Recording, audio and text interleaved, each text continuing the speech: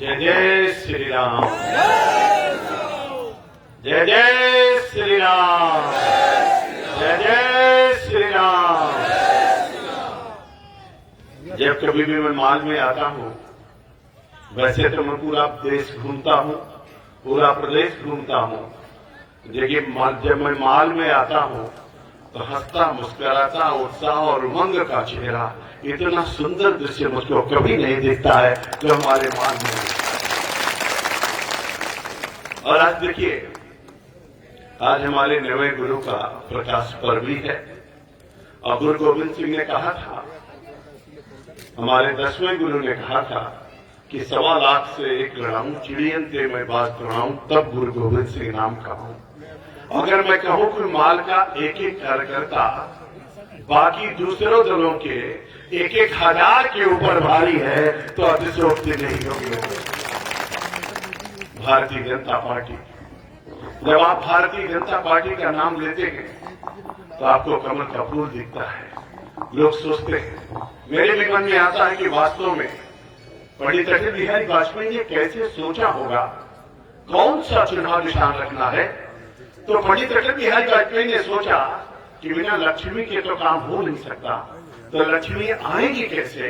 तो उन्होंने कहा कि साइकिल चलाते हुए तो आएंगी नहीं, हाथी पे बैठ के आएंगे नहीं, कटे हुए पंजे से तो आएंगे नहीं, तो लक्ष्मी कैसे आएंगे, वो तो कमल के फूल पे ही आएंगे। और इसीलिए तो कमल का फूल है। आप अपना झंडा देखिए, आप अपना चुनाव का निशान देखिए, आप नाम देखिए, और दुनिया की सबसे बड़ी पार्टी कौन सी पार्टी है? भारतीय जनता पार्टी है। तो आज भारतीय जनता पार्टी के द्वारा और हमारे आदरणीय लोकप्रिय भारत सरकार के मंत्री, जिनको मैं भी सुन रहा तो मुझको लग रहा था, उनको देखिए कैसे हंसते हैं, कैसे मुस्कुराते हैं, कैसे बोलते हैं, कैसे बताते हैं, कैसे साथ साथ चलते हैं। तो साथ चलने का इरादा जब जमा हो जाएगा, आदमी मिले आदमी का कारवां बन जाएगा। तू किसी के पांव के नीचे तो रख थोड़ी जमीन, तू भी नजरों में किसी के आसमां बन जाएगा। उस भाव को लेकर के चलने वाले। और इसीलिए तो आदरणीय प्रधानमंत्री जी ने कहा कि भारत सरकार में किसको मंत्री बनाना है।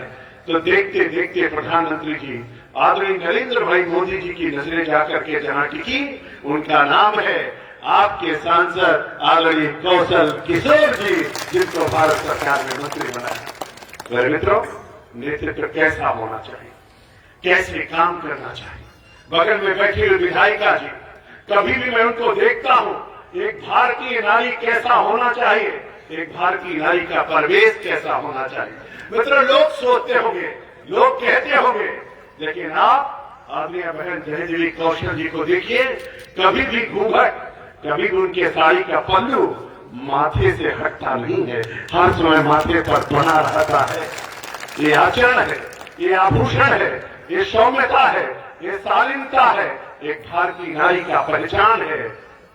निकल तो पड़ी है सबके दुख दर्द को होने के लिए। उन्होंने कहा करवा चौथ के दिन हमने 250-300 महिलाओं बहनों के साथ जुड़ा और उनके साथ करवा चौथ मनाया, अकेले नहीं मनाया।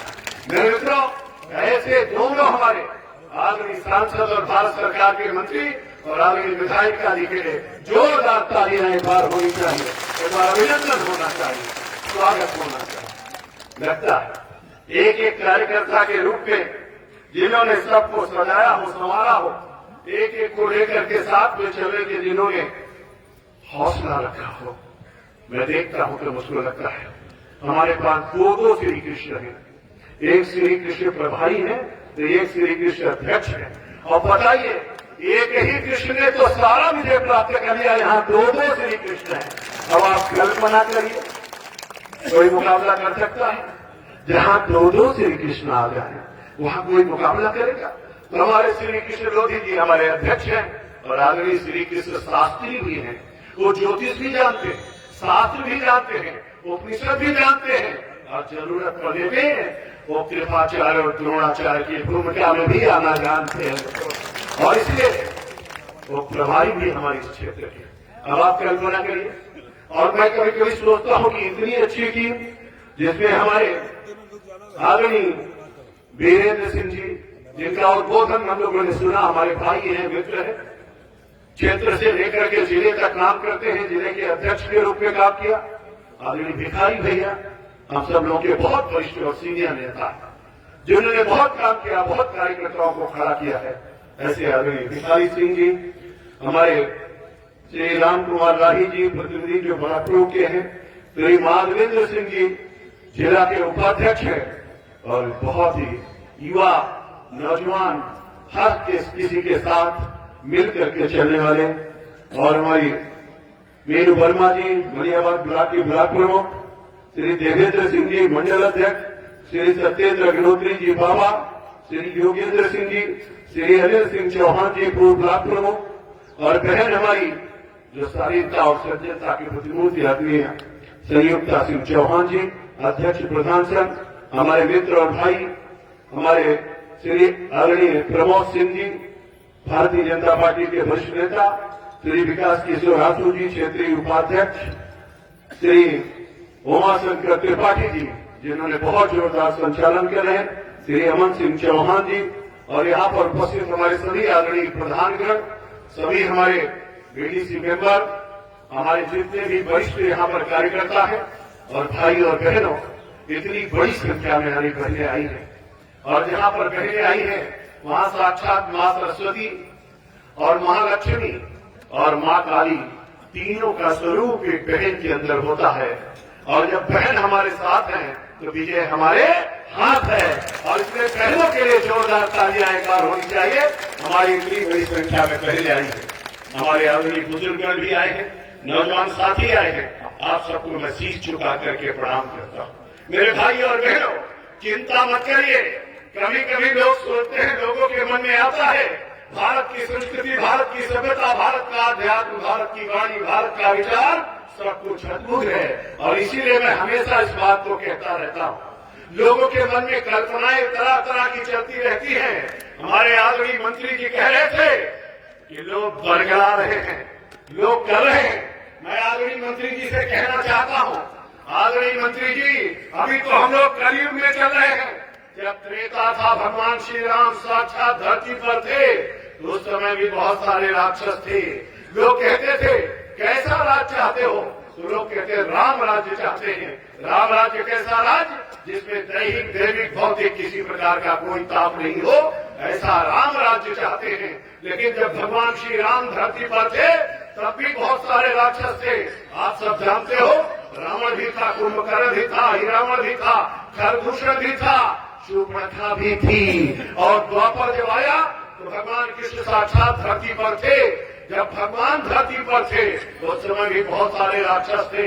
अकासुर, डकासुर, बकासुर, कंस भी था, साथ में पूतना भी थी। भैया, अब पूतना और शूर्पणखा कौन है आप समझते रहिए, मैं कुछ बताना नहीं चाहता हूँ। लेकिन बहुत सारे राक्षस थे। क्या आप सोचते हो कि आप सारे राक्षस चले गए? कलयुग में, सतयुग और त्रेता और द्वापर में राक्षसों में अंतर क्या था? उस समय के राक्षस को बड़े बड़े दांत हुआ करते थे, कई कई हाथ हुआ करते थे, देख करके आदमी डर जाता था। लेकिन आज के राक्षसों को समझ नहीं पाओगे, एकदम हमारे आपके तरीके से बने रहेंगे। लेकिन जब उनके कर्म होंगे, जब राम भक्तों पर गोली चलवाएंगे, जब जिंदाबाद लगाएंगे, जब पाकिस्तान का जिंदाबाद बोलेंगे, और जब भारत माता का टाइम कहेंगे, तो आप समझ जाओगे कि कौन क्या है। आपको रुक से दिखाई पड़ जाएगा। मेरे मित्रों, बताने की आवश्यकता नहीं, इसलिए भारत के लोग बहुत अच्छी तरीके से इसको समझते हैं। और इसलिए मैं आपके पास कहने के लिए आया हूं। मेरे नौजवान साथियों, मलियाबाद के वीर सपूतों, आदरणीय मुख्यमंत्री योगी आदित्यनाथ जी शपथ लेकर के जब मुख्यमंत्री भवन में पहुंचे, तो लोग भवन में पहुंचने के बाद उन्होंने अपनी कलम की पहली स्याही किसके लिए खर्च किया था, याद करिए, आप लोगों को पता चल जाएगा। आगे मुख्यमंत्री योगी आदित्यनाथ जी ने कहा, सबसे पहली बूथ की पहली स्याही अगर हम किसी के लिए खर्च करेंगे तो अपने किसान भाइयों के लिए खर्च करने का काम करेंगे। आपने देखा होगा, उन्होंने सबसे पहला सिग्नेचर किया था, किसानों का कर्जा माफ करने का काम किया था। 46 लाख किसानों का 34,000 करोड़ रुपए अगर किसी ने माफ किया तो योगी आदित्यनाथ जी ने माफ करने का काम किया। मेरे भाई और बहनों, आपको याद होगा, आजादी के इतने साल बीत गए, लोग कहते रहे किसान हमारा भगवान है। किसान तो गांवों में बसता है, भगवान भगवान तो सब बताते रहे, लेकिन भगवान तक पहुंचने के लिए सड़क किसी ने नहीं बनवाई। पहली बार अपने भगवान तक पहुंचने के लिए गांव गांव में सड़क बने, इसके लिए पहली बार प्रधानमंत्री ग्राम सड़क योजना पंडित अटल बिहारी वाजपेयी ने शुरू किया कि हर गांव को पक्की सड़क मिलनी चाहिए। मेरे मित्रों, बहुत सारे लोग कहते रहे किसान हमारा भगवान है, जिस किसान से वोट लेते रहे सांसद निधि बन गई, विधायक निधि बन गई, लेकिन किसानों के लिए कोई निधि नहीं बनी। पहली बार नरेंद्र भाई मोदी ने कहा कि अब किसानों के लिए भी निधि बनेगी। किसान सम्मान निधि घोषित करने का काम आदरणीय नरेंद्र भाई मोदी ने किया। मेरे भाई और बहनों, आपको अच्छी तरीके से पता है, हमारा किसान इलाज कराने के लिए, लोन लेने के लिए अपनी जमीन गिरवी रखता था, लेकिन पहली बार पंडित अटल बिहारी वाजपेयी ने कहा अब किसानों को जमीन गिरवी नहीं रखनी पड़ेगी, किसानों की भी अपनी क्रेडिट होगी। इसके लिए किसान क्रेडिट कार्ड किसी ने लागू किया तो पंडित अटल बिहारी वाजपेयी ने लागू किया। मेरे मित्रों, आपने देखा होगा नरेंद्र भाई मोदी ने कहा किसानों की 50% फसल नष्ट हो जाती है तब उनको मुआवजा मिलता है। आदरणीय नरेंद्र भाई मोदी ने कहा अब 50% फसल नष्ट होने पर नहीं, केवल 33% फसल नष्ट होने पर पूरा का पूरा मुआवजा दिया जाएगा। आदरणीय नरेंद्र भाई मोदी ने लागू किया। नरेंद्र भाई मोदी ने कहा किसान भाइयों चिंता मत करिए, आपको यूरिया के लिए चिंता करने की जरूरत नहीं है, यूरिया ब्लैक मार्केट में चली जाती है। नरेंद्र भाई मोदी का विजन देखिए, उन्होंने कहा हम यूरिया को नीम कोटेड यूरिया बना दे रहे हैं, अब कोई ब्लैक मार्केटिंग नहीं कर पाएगा और यूरिया हमारे किसान भाइयों को मिलेगी। मेरे किसान भाइयों से मैं कहना चाहता हूं, पहली बार किसान चैनल भारतीय जनता पार्टी ने चलाया, पहली बार कल्याण सिंह जी जब मुख्यमंत्री थे उन्होंने किसान भाई योजना चलाई। हमारे किसान भाइयों के लिए बिजली मिले, उनका पंपिंग सेट चले, इसके लिए आदरणीय योगी जी ने व्यवस्था किया। किसानों के फसल की खरीद हो, गेहूं और धान की खरीद की व्यवस्था किया। 72 घंटे के अंदर उनको अपने खाते में पैसा मिले, इसकी भी व्यवस्था आदरणीय मुख्यमंत्री योगी आदित्यनाथ जी ने किया। मेरे किसान भाइयों, यहाँ पर बहुत सारे हमारे मजदूर भाई भी हैं, किसान भाई भी हैं। लोगों ने कहा किसान खेत में काम करते करते अगर एक्सीडेंट हो जाता है तो उसको 4 लाख 5 लाख रुपए मिलते हैं, लेकिन अगर मजदूर किसान के साथ काम करते करते एक्सीडेंट हो जाए, उसकी बेचारे की अगर मृत्यु हो जाए तो 1 पैसा नहीं मिलता, क्योंकि उसके नाम से खेत नहीं है, इसलिए कोई पैसा नहीं मिलता था। पहली बार आदरणीय योगी आदित्यनाथ जी ने व्यवस्था किया तो उत्तर प्रदेश के मुख्यमंत्री ने कहा कि अब जितना पैसा किसान के नाम, जिसके नाम जमीन है उसको मिलेगा, उतना ही पैसा अगर एक्सीडेंट होगा तो मजदूर भाई को भी मिलेगा, अब उसको भी बराबर पैसा दिया जाएगा। मेरे किसान भाइयों, आप सबको अच्छी तरीके से पता है, मैं आज आपको बताना चाहता हूं, आजादी के इतने साल बीत गए, खेतों तक पानी पहुंचाने के लिए पहली बार नरेंद्र भाई मोदी ने घोषित किया है प्रधानमंत्री कृषि सिंचाई योजना, और मैं उस विभाग का मंत्री हूं। आजादी से लेकर के अब तक भारत के किसी राज्य में इतनी सिंचाई योजनाएं 5 साल में पूरी नहीं हुई। 25 लाख हेक्टेयर जमीन किसानों को सिंचित करने का काम हम लोगों ने 5 सालों के अंतर्गत किया है। अब हर खेत को पानी मिलेगा, नहरों की सफाई होगी, बाढ़ से फसल बचाएंगे। अभी आदरणीय नरेंद्र भाई मोदी ने बाढ़ सागर परियोजना का लोकार्पण किया, 1,50,000 हेक्टेयर जमीन सिंचित किए। अभी बुंदेलखंड के अंदर उन्होंने अर्जुन सहायक परियोजना का लोकार्पण किया है। मित्रों, 50 सालों में जिन परियोजनाओं को इन लोगों ने पूरा नहीं कर सके, उन सभी परियोजनाओं को आदरणीय योगी आदित्यनाथ जी ने आदरणीय प्रधानमंत्री जी के आशीर्वाद से पूरा करने का काम किया है। अभी जल्दी ही 71 और 72 में सरयू परियोजना प्रारंभ हुई थी, उसको भी हम पूर्ण करने जा रहे हैं, और सरयू परियोजना के माध्यम से गोंडा, बलरामपुर, बहराइच, श्रावस्ती, संजयगंज, कबीरनगर, बस्ती, सिद्धार्थनगर, महाराजगंज, गोरखपुर 9 जिले के 14.5 लाख हेक्टेयर जमीन सिंचित करने का भी काम हम लोग करेंगे। मेरे भाई और बहनों, लोग चिंता तो करते रहे लेकिन शुद्ध पीने का पानी नहीं दे पाए। पहली बार आदरणीय नरेंद्र भाई मोदी ने लाल किले की प्राचीर से उन्होंने अपने भाषण में कहा अब जल जीवन मिशन हम लाएंगे, हर घर को शुद्ध पेयजल पहुंचाएंगे, नल से जल योजना को देंगे। आप चिंता मत करिए, 2024 तक हर घर को नल से जल देने का अभियान चल गया है। और आदरणीय मुख्यमंत्री योगी आदित्यनाथ जी ने कहा है, आदरणीय प्रधानमंत्री जी ने जो संकल्प लिया है कि 2024 तक प्रत्येक घर को नल से जल देंगे, हमारा उत्तर प्रदेश उससे पहले हर गांव को, हर घर को नल से जल देने का काम करेगा, शुद्ध पेयजल भी पहुंचाने का काम करेंगे। आदरणीय प्रधानमंत्री जी ने कहा, जल स्तर बड़ी तेजी के साथ घट रहा है, इसको रोकने के लिए उन्होंने अटल भूजल योजना चलाई, जिसमें उत्तर प्रदेश हमारा नंबर 1 के स्थान पर है। अटल भूजल योजना के माध्यम से हम धरती का पानी भी बढ़ाएंगे, यानी जल का संचयन भी करेंगे, जल का संवर्धन भी करेंगे और शुद्ध पेयजल लोगों के घर तक भी पहुंचाएंगे। मेरे भाई और बहनों, मैं आपका आह्वान करने के लिए आया हूं। आपने देखा होगा 2017 से पहले का उत्तर प्रदेश कैसा था, 2017 के बाद का उत्तर प्रदेश कैसा हो गया है।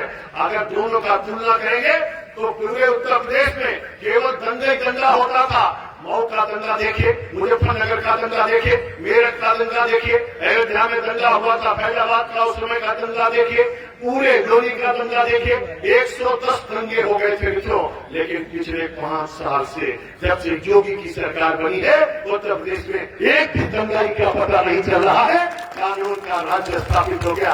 अब तो योगी जी का बुलडोजर चलता, जितने ऐसे माफिया लोग थे कहाँ चले गए हैं पता नहीं चल रहा है। कुछ तो चले गए और कुछ कहीं छोड़ करके भाग गए और किसी माफिया का पता नहीं चलता मित्रों। इसलिए आगे मुख्यमंत्री जी ने कहा है, अगर आगे आगे कोई माफिया चलेगा तो पीछे पीछे मेरा बुलडोजर भी जाएगा और उनकी संपत्ति को नष्ट करने का काम करेगा। मेरे मित्रों, पूरा उत्तर प्रदेश बदल रहा है। लोगों के मन में कल्पना थी, लोग सोचते थे कैसे भारत बदलेगा।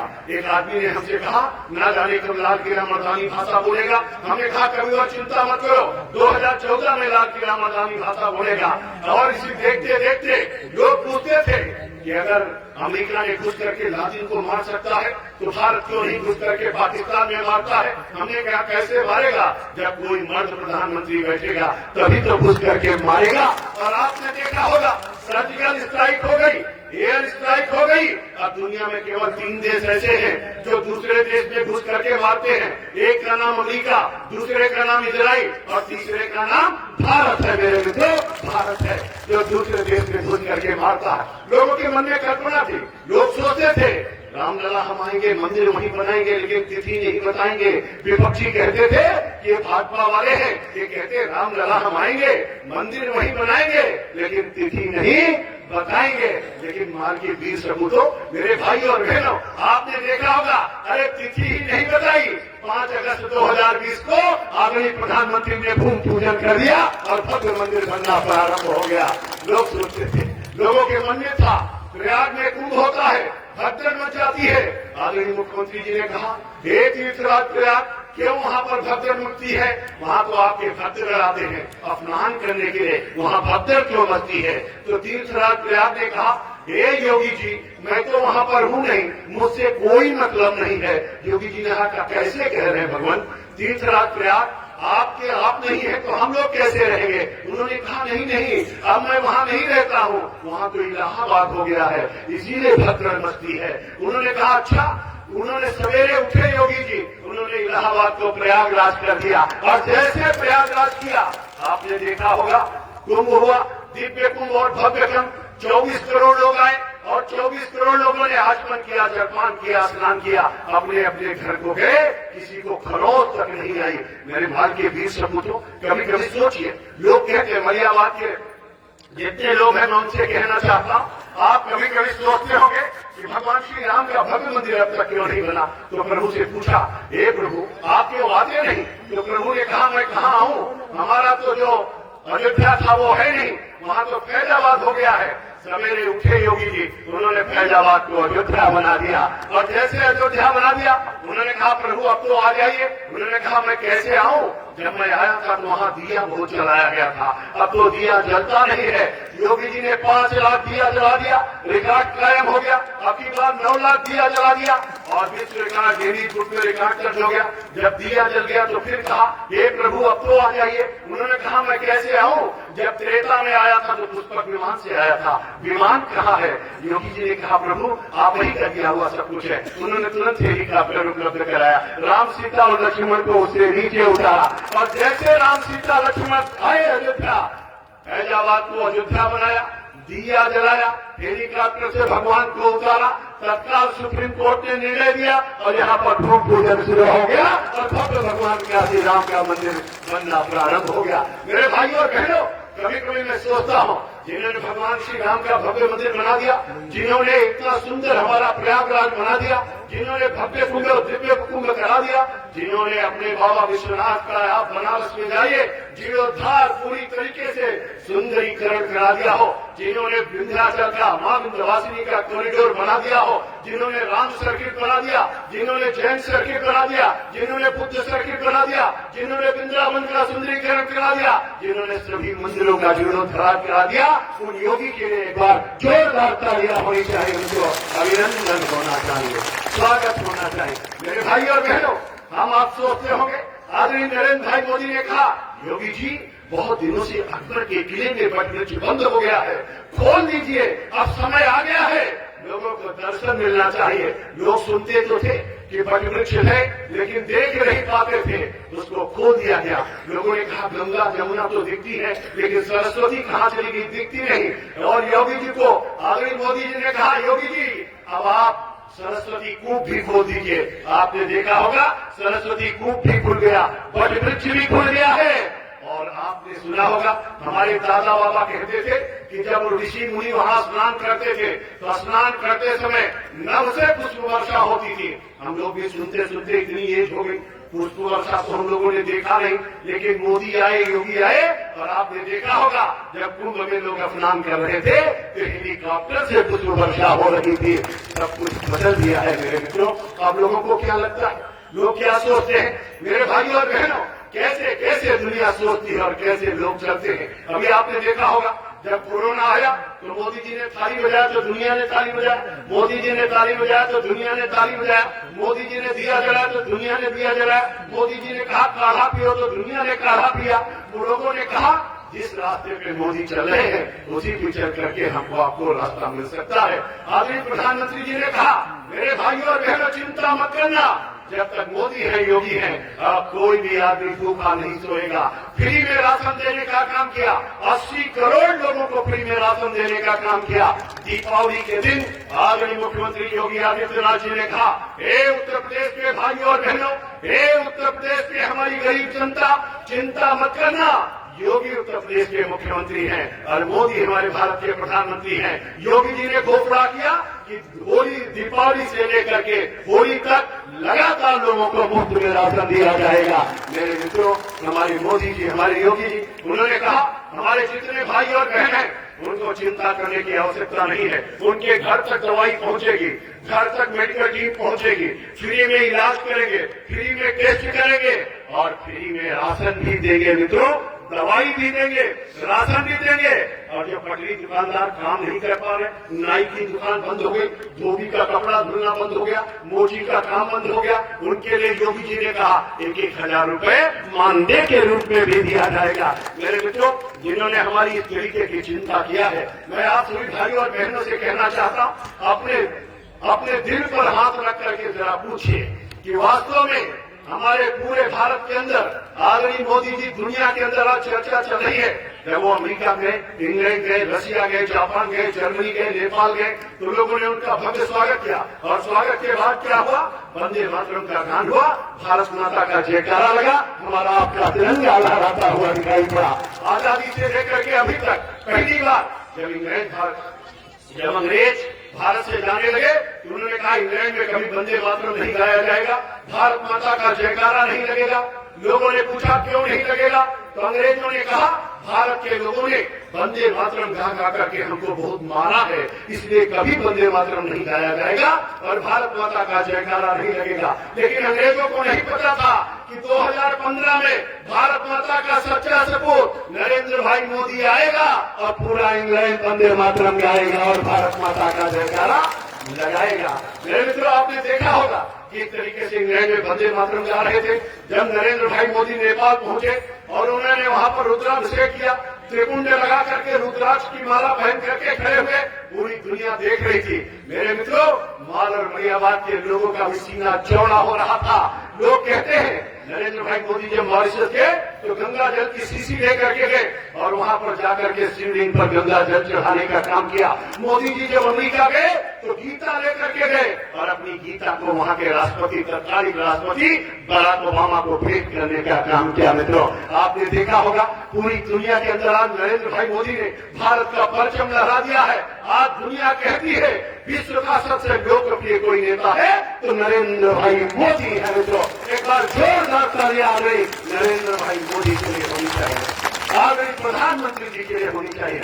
मित्रों, देखते देखते सब कुछ बदल गया है। लोग सोच रहे, लोगों के मन में कल्पना आ रही है 108 उपग्रह एक साथ कैसे छोड़े जाते हैं, कैसे सेना पे आप लोग तो अपने घर में दिया जलाते हो, लेकिन मोदी जी जाकर के सेना के बीच में दिया जलाते हैं। मित्रों, सैनिकों के बीच में दिया जलाते हैं, सैनिकों का सम्मान करते हैं। लोगों ने कहा अगर धारा 370 समाप्त हुई तो कत्लेआम हो जाएगा, खून की नदियां बह जाएंगी। अमित भाई लोकसभा में खड़े हुए, हमारे आदमी मंत्री जी वहां पर थे। अमित भाई पहले ऐसे ऐसे ऐसे कह करके एक एक नेता को समझा रहे थे। आज जो वोट हमारे आपके बीच में मांगने के लिए आते हैं, ये खड़े हो गए थे।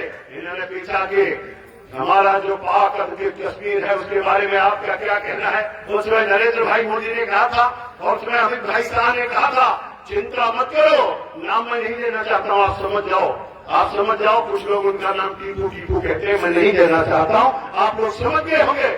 लोकसभा के अंदर उन्होंने पूछा कि जो पाक अधिकृत कश्मीर है उसके बारे में आपका क्या कहना है। उन्होंने कहा चिंता मत करिए, अभी तो धारा 370 और 35 के बारे में बात करिए, उसको समाप्त कर रहे हैं, वो भी हमारा है, उसको भी आगे चल करके हम लोग लेंगे। मित्रों, और देखते देखते उन्होंने ऐसे ऐसे ऐसे करके समझा रहे थे। जैसे शाम होने लगी और वैसे अमित भाई ने जैसे मुट्ठी बांधी और मुट्ठी बांध करके ऐसे किया, वैसे धारा 370 समाप्त हो गई और 35 से समाप्त हो गया। मेरे मित्रों, एक भारत श्रेष्ठ भारत का उदाहरण प्रस्तुत किया है। आज लोग सोचते हैं, लोगों के मन में आता है, मैं तो आपसे केवल इतना कहना चाहता हूं, जरा 2014 के पहले का भारत देखिए और 2014 के बाद का भारत देखिए, आपको साफ अंतर नजर आएगा और दिखाई पड़ेगा कैसे मेरा बदलता हुआ भारत और बढ़ता हुआ भारत है। आज उन्होंने कहा है हर पंचायत में पंचायत घर बनेगा, हर पंचायत में शौचालय, सामुदायिक शौचालय केंद्र बनेंगे, हमारा स्मार्ट विलेज होगा, बिना स्मार्ट विलेज के न्यू इंडिया नहीं हो सकता।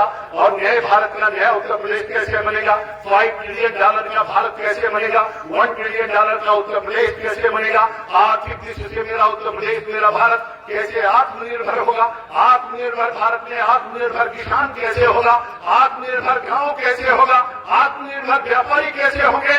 चिंतन देखिए भारत के प्रधानमंत्री का। आदरणीय प्रधानमंत्री ने कहा कि जो तृतीय श्रेणी और चतुर्थ श्रेणी में इंटरव्यू था, नौकरी में इंटरव्यू के नाम पर जो दलाली होती थी, आदरणीय मोदी जी ने इंटरव्यू को ही समाप्त कर दिया। अब उन्होंने कहा किसी प्रकार की दलाली नहीं होगी, न रहेगा बांस न बजेगी बांसुरी, और उन्होंने इंटरव्यू को समाप्त कर दिया। मेरे गरीब भाइयों और बहनों, एक एक चीज की चिंता करने वाले भारत के प्रधानमंत्री आदरणीय नरेंद्र भाई मोदी ने 2,42,00,000 किसानों को यहाँ पर हमारे केवल उत्तर प्रदेश में किसानों को किसान सम्मान निधि दिया है। मेरे भाई और बहनों, छत टूटा है, छप्पर टूटा है, छान टूटी है। हमारी माताएं बहनें जिनके छोटा बच्चा है अपने गोद से लगा करके, छाती से चिपका करके, बरसात के महीने में रजाई भीग रही है, आटा भीग रहा है, चूल्हा भीग रहा है, लकड़ी भीग रही है, कैसे वो चिंता करती है एक गरीब माँ अपने बच्चे को छिपा करके बच्चे को बचाए, कि रजाई को बचाए, आटा को बचाए, कि चूल्हा को बचाए, लकड़ी को बचाए, कि कंडा को बचाए। मोदी जी ने कहा चिंता मत करो, हे माताएं और बहनें, आप ही के आशीर्वाद से मैं भारत का प्रधानमंत्री बना हूं। अब कोई भी गरीब का घर ऐसा नहीं रहेगा जो बरसात में छुए। सबको पक्का घर देने के लिए उन्होंने कहा प्रधानमंत्री आवास योजना के तहत। आदरणीय मुख्यमंत्री योगी आदित्यनाथ जी ने कहा जिनका नाम छूट गया है उनको मुख्यमंत्री आवास के तहत आवास दिया जाएगा, किसी को छोड़ेंगे नहीं।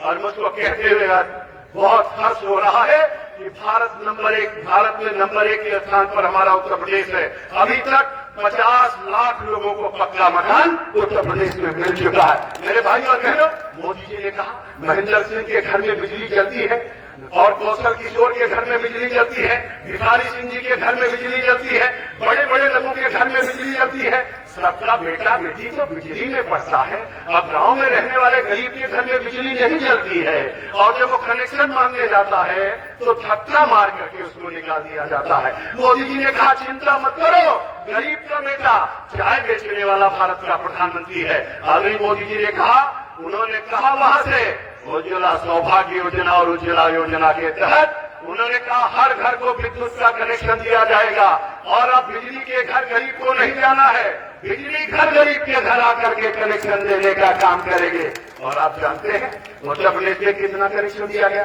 1,46,00,000 लोगों के घर में मुफ्त में बिजली का कनेक्शन दिलाने का काम आदरणीय नरेंद्र भाई मोदी और योगी जी ने किया। जोरदार तालियां एक बार अपने प्रधानमंत्री जी के लिए होना चाहिए। मोदी जी ने कहा भाई देखो अब तो बिजली चल गई, बल्ब भी दिया, एलईडी बल्ब दिया, अब सबके घर बिजली हो गई। अब उसके बाद मोदी जी ने कहा हमारी माता जी तो चूल्हा पे खाना बनाती थी, 400 सिगरेट जैसा धुआं जाता था और उनका फेफड़ा खराब हो जाता था।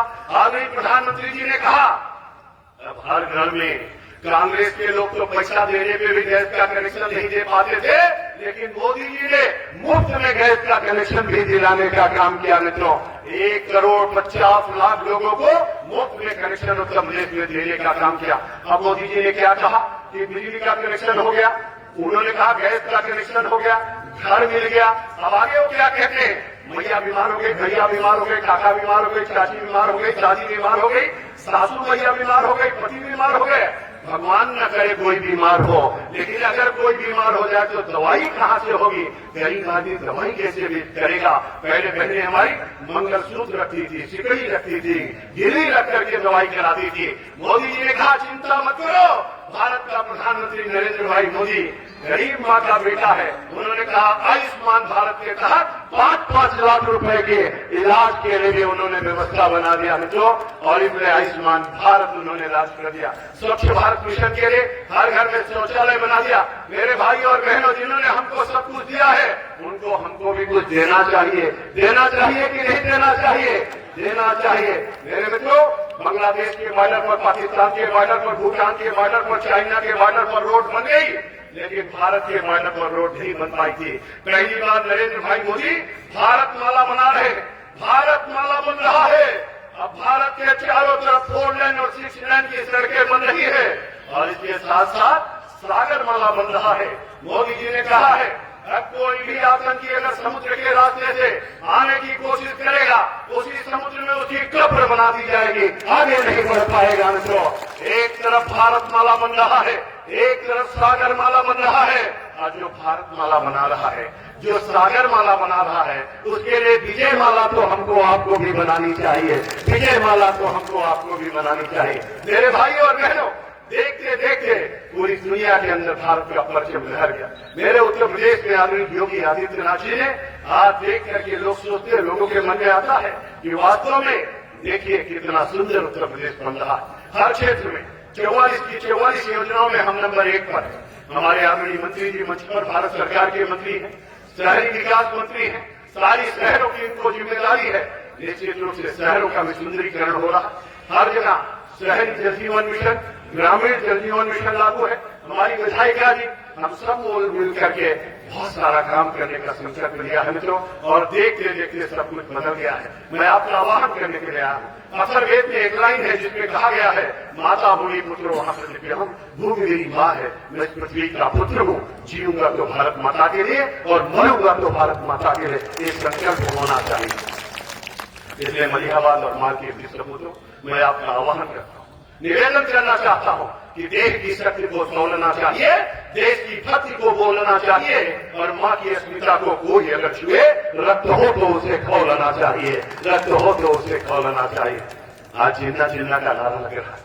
आज सरदार वल्लभ भाई पटेल से जिन्ना की तुलना हो रही। अरे मित्रों 565 छोटी बड़ी रियासतों को मिलाकर के जिन्होंने एक भारत श्रेष्ठ भारत बना दिया, जो लौह पुरुष, जो भारत के पहले गृहमंत्री जिन पे हम लोग श्रद्धा करते हैं, दुनिया की सबसे बड़ी ऊंची प्रतिमा जिनका गुजरात में लगा दिया आदरणीय नरेंद्र भाई मोदी ने, उनकी तुलना जिन्ना से जो भारत माता को बांटने का काम किया उससे तुलना की जा रही है। पाकिस्तान का जिंदाबाद लग रहा है, भारत माता को डाइन कहा जा रहा है। मेरे भाई और बहनों सौगंध है आपको भारतीय भारतीयता की, सौगंध है आपको संस्कृति और संस्कार की, सौगंध है आपको धर्म और विचार की। और इसलिए मैं आप सब लोगों से कहना चाहता हूं, हम लोगों को संकल्प लेने की आवश्यकता है। तुलसीदास जी ने रामचरितमानस में कहा है कि कर्म प्रधान विश्व कलिया का अयोध्यश करे तो तस्मल जाखा।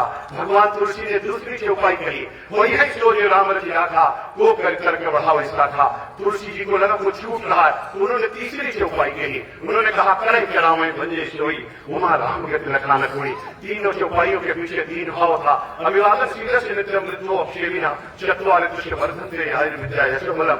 मेरे मित्रों, जो आया है सो जाएगा राजा रंग फकीर। मरना तो सबको एक न एक दिन है, लेकिन मरेंगे तो भारत माता के लिए और जिएंगे तो भारत माता के लिए, यह संकल्प होना चाहिए। और इसलिए मैं आपसे कहना चाहता हूं, अगर सवेरे उठ करके कराग्रे बच्चे लक्ष्मी कर्मूलम तो सरस्वती कर्म दे तो गोविंदा प्रभात कर दर्शन बोलते हो, अगर दातुन करते समय आयुर्बलमेशो बचा प्रजा पशु दर्शन किया ब्रह्मा प्राज्ञा मेघाम चाहे वनस्पति से कहते हो, अगर स्नान करते समय गंगा सिंधु सरस्वती का यमुना गोदावरी नर्मदा सिंधु कावेरी जलस्मिन संधित का पाठ करते हो, अगर स्नान करके निकलते हो और भोजन करके घर से आगे बढ़ते हो तो बोलते हो कि प्रविष्ट नगर की जय सब राजा हृदय राग दो जलपुर राजा। अगर गौ को खूब माता कहते हो, अगर तुलसी के बिलवा पर हमारी माता और मैंने दिया जलाती है, अगर हमारे भाई और बंधु पीपल के वृक्ष को रक्षा सूत्र बांधते हैं, अगर आप धरती मैया को अपनी मां मानते हैं और गंगा तो दक्षिणाथ मुक्ति में विश्वास करते हैं, तो मित्रों, जिन्होंने ईमानदारी के साथ उत्तर प्रदेश में 4.5 लाख नौजवानों को सरकारी नौकरी दिया, कोई उंगली नहीं उठा सकता है। ऐसी पारदर्शी सरकार के लिए एक बार हमको आपको संकल्प लेने की आवश्यकता है। और इसलिए मैं आपका आह्वान करता हूं, जोरदारी के साथ जयकारा लगाइए भारत माता का, दोनों हाथ उठा करके बोले भारत माता की। पंजा नहीं दिखाना, पंजा ने कर दिया भारत को कर दिया। दुनिया में कहीं भी लोग हैं, कहीं लाचार, कहीं भारत में, कहीं कौन सा भारत, कहीं लाचार भारत, बीमार भारत, असहाय भारत, कर्जदार भारत, कमजोर भारत, ऐसी जो भी पंजे ने बनाई है, ये आतंकवाद की जमी है। पूरे भारत के अंदर आतंकवाद दिया है। आज समय बहुत कम है मित्रों, मैं नहीं तो एक एक बात में आतंकवाद की बताता आपको। और इसलिए ये भ्रष्टाचार की जमी है। मुद्राकांड, गोदाकांड, पेट्रोल घोटाला कांड, यूरिया घोटाला कांड, बफौज घोटाला कांड, चीनी घोटाला कांड, सांसद खरीद घोटाला कांड, घोटाला कांड, राष्ट्रमंडल खेल घोटाला कांड, इसरो घोटाला कांड, कोयला घोटाला कांड, सांसद खरीद घोटाला कांड, कितने सारे घोटाले भी हैं, आप कल्पना नहीं कर सकते हो। और इसलिए हनुमान जी की भूमिका में आना है। और 2014 आपने जिताया, 2017 आपने जिताया, 2019 आपने जिताया, उपचुनाव आपने जिताया, पंचायत चुनाव आपने जिताया, अब 2022 भी जिताएंगे, 350 के पार जाएंगे, कमल का फूल खिलाएंगे और फिर से योगी आदित्यनाथ जी को मुख्यमंत्री बनाएंगे।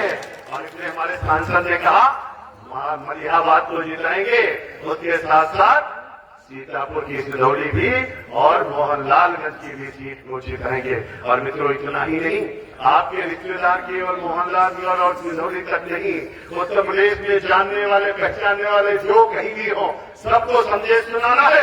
और इसलिए हर घर को जाना, प्रत्येक मुंडी को खटखटाना, हर नौजवान को जगाना, सबको साथ में लाना और सबको एक ही बात बताना कि जंगल राज का समापन हुआ, मान सम्मान सम्मान का वापसी हुई है मित्रों। और फिर उत्तर प्रदेश में नंबर 1 का बनाना है, कमल का फूल खिलाना है और फिर से योगी आदित्यनाथ जी को उत्तर प्रदेश का मुख्यमंत्री बनाना है। और फिर दोनों हाथ की मुस्काबात करके जयकारा लगाना है, बोले भारत माता की, भारत माता की, भारत माता की, वंदे वंदे वंदे।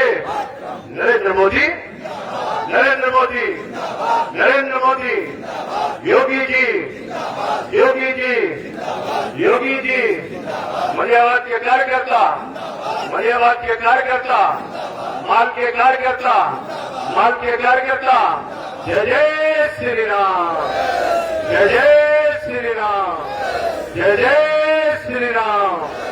बहुत बहुत धन्यवाद, नमस्कार, वंदे मातरम, जय जय श्री राम।